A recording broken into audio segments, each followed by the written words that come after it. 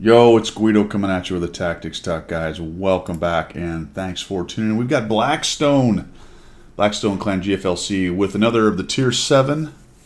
What are we doing here? We're having a little accident going to work here. In another one of the Tier 7 replays, so we're trying to find out if there's a lot more hit points out there. This is pure Tier 7 and 8, so we're not going to really get much out of this other than a standard Tier 7 and 8. Remember, it's Tier 6 and below that had hit points added to them. But Blackstone's driving one of my favorite Tier 7s. I've actually forgot all about this tank until I saw the replay.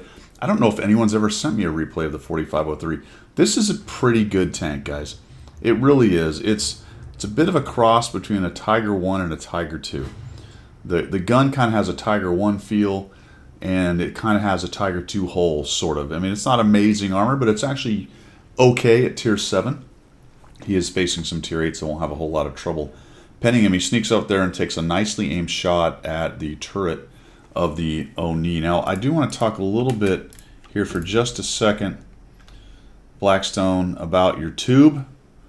It's unpainted. It's a it's a naked tube. All right, so the things you wish you never said. But seriously, you saved the 20 gold. What is going on with not painting? I probably just need to let that go. I am going to let that go. So we're working this. We got an IS-3 who's trying to be a little bit sneaky. A little bit. There we go. Going to put a little shot in him, and that's really nice. That is what you call a winning trade, folks. Got the shot, got the pin, got the damage, returned nothing or received nothing in return. That's a bummer. Tracked him. Okay. We are shooting the APCR now. A little more penetration there. So Blackstone's team is okay where they are stacked up, where they're deployed. And right now there's not a big advantage for either team. So let's see how this game develops. Because what Blackstone's able to do in this game is stay in it. He stays in it. And that's hugely important. So let's see what happens here. I think you kind of knew you were going to take a shot. I don't know if I would have poked right there. I don't know if I would have poked. I don't know if you thought maybe he was paying attention to the IS-3 or he'd fired or something like that. But clearly he had a shell ready. So now we're going to push, and I like this idea. We find this guy being very silly, and down he goes. The kind of reflexive auto backup. Once I killed him and what I'm seeing down there, over there, on the mini-map, I would have pushed straight ahead. Instead of backing up, I'd have gone straight for where the IS-3 was. Now, your approach here and the way you handle this is a little bit problematic. We're going to talk about it. The T-34-1 is going to spot you crossing no matter what you do. There are 3 tanks right there, a T-29, an Oni, and an IS-3, and you've only got a near-dead IS-3 side-scraping, keeping them honest, although you do have an IS-2. It looks like he's moving as well. So you have a couple options. You can go and move in behind the T-28 HTC and try to work on this guy. But the problem is you got a Lorraine up there, and God knows what else that's sitting on the back edge there. Your guys are not spotting to the north of the upper village up there, so that there could be lots of tanks. And the closer you drive down this road towards where the HTC is, the more within draw range you are of those guys. And that 34-1 is going to see you easily. So go to where the T-28 Wududu, T-28 HTC is, and then duel those guys a little bit. Kind of a hard time shooting him based on where he is. He's going to be hold down. Or head over here to where the IS-3 is and start working some side scrape action on some of these guys.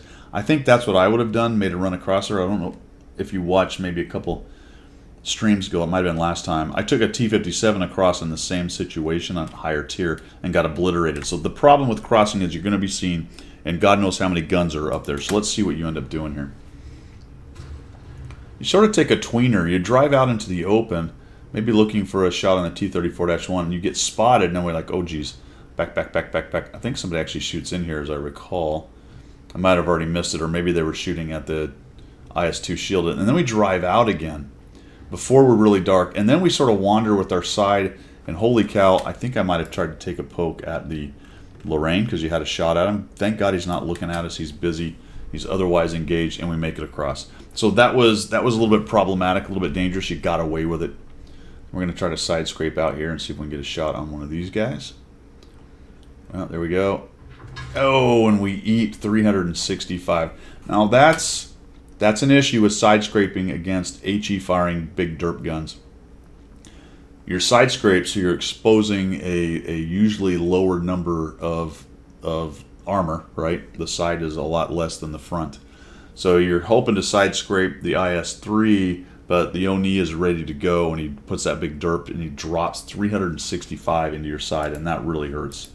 So I don't think there was much else that was going to happen right there. That was going to happen unless you surprised the Oni enough that you got the shot and killed him. But I think he's got too many hit points. Yeah, so he's got 500 or so. So maybe not the wisest side scrape right there. And I think you kind of figured that out right here. We get a nice zoom. We're going to kill off. No, we're not. We're going to bounce off the bloody Lorraine 40T, but you're pushing in with these guys. Your T-34 is full hit points and still sitting in that window. He is keeping them honest. That's actually a help. It's interesting that he even got there without taking any damage. Not really sure how that happened. So I like this, that you're changing the fight. We're going to cross over here. And this is what I was talking about. Blackstone just stays in the game, right? He's pushing. He's looking for different angles. Look at that IS-3. That low hit point IS-3 is still doing his thing. Forces the Su-152 off. And now he's sneaking around behind potentially. And all of a sudden a wheeled tank makes an appearance. Gets thumped. And then we take a hit from the T-29. And we've got a few less options now because we're not quite a one-shot to the T-29, but between the SU and the T-29, they could end us pretty quickly. I was thinking originally that once he fired, I would have charged in there to try to take him out, but I think it was a good idea not to based on the Su, although we do have the HTC there. So this is kind of a chess game right here, isn't it, folks? Based on who has a shot and who's moved forward and who's reloaded. Very, very interesting. You might have been able to hug this and go straight at the T-29 and take him out, but as it turns out, he dies before he can clear his gun and get a shot off, so it worked out really nicely. That is that chess game of, you know, putting your defending piece and stopping the attacking piece, and one move causes someone else to die, and then that cascades to something else, which is why this game really is so bloody interesting. I think that whole fight right there, that whole little situation right there really does explain the allure of this game from the chess game side of the coin, I guess. SU-152 is backing out. The Oni is pushing into the Scorpion. And we have Blackstone looking to get some more hit points. Now, he's only 1,000 hit points, right? But he's staying in the game. Look at him. He's near the end of the game. Coming around here. We're going to sneak a shot on that guy. We bounce. Nice.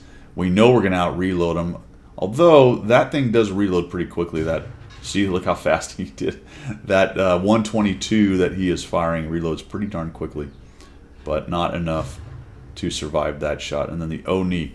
Now, that was a little bit dangerous. I was kind of surprised. The Oni is now moving in, trying to get his shot. He may have been on a reload. He did kill the Scorpion, didn't he? Is that what he was doing? Yeah, so he nuked the Scorpion. Now he's turned around.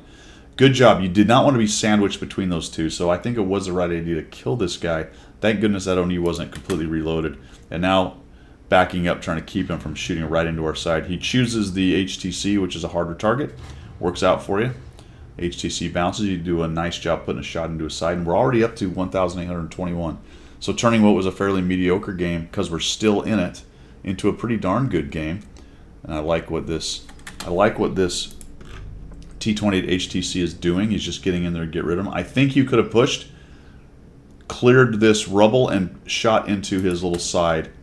Yeah, he's not going to expose it very much, but basically it's right there. Slightly to the left of that is a flat plate. You'd go straight through it. You're trying to snipe the hatch, and the good news is the HTC takes care of him. I would imagine he fired actually into that angled piece right there and took him out. Then we spin back around, and we got a Scorpion G pushing in. And it's down to just two guys, and we're at 1,800 damage. So I think he left a shot on the table on the Oni. I'm going to come out here, take a nice shot into this guy. You probably could have got a track and damage pretty easily on that one, but it didn't matter because he's going to have a hard time closing that entire distance to take you out. And then he's just trying to hide. He's looking for some more damage or hoping beyond hope the RHM can somehow save him. Nicely done. We're backing out. I thought this was the end. We're just, look at that. Ooh, ooh, ooh. All right. You might want to rewind that and look at it, folks. That was a really nice use of the rubble and the terrain. And let's just, actually, we're going to go ahead and back it up. Come out here, we get the shot.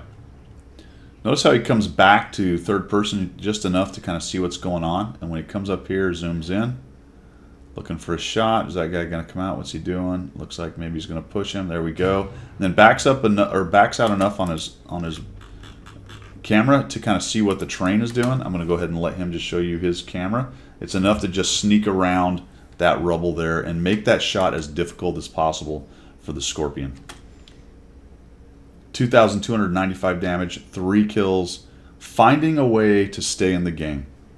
Finding a way to stay in the game and keeping the gun active. Not once in this game did Blackstone sit in a bush or hide in a berm, hold down, waiting for something to happen. Like the kid from The Invincibles, right? What are you waiting for? I don't know, something, what did he say? I don't know, something amazing, right? He did not wait for something amazing. He went out and he made something amazing happen, even though his his cannon doesn't have any paint. There you go. There's not gonna be any innuendo there. All right, that is all I've got. Thanks for tuning in, guys. Blackstone, nice game, well played. 3 kills, 2,295 damage, 411, and Blackstone stays in it. Well done, man.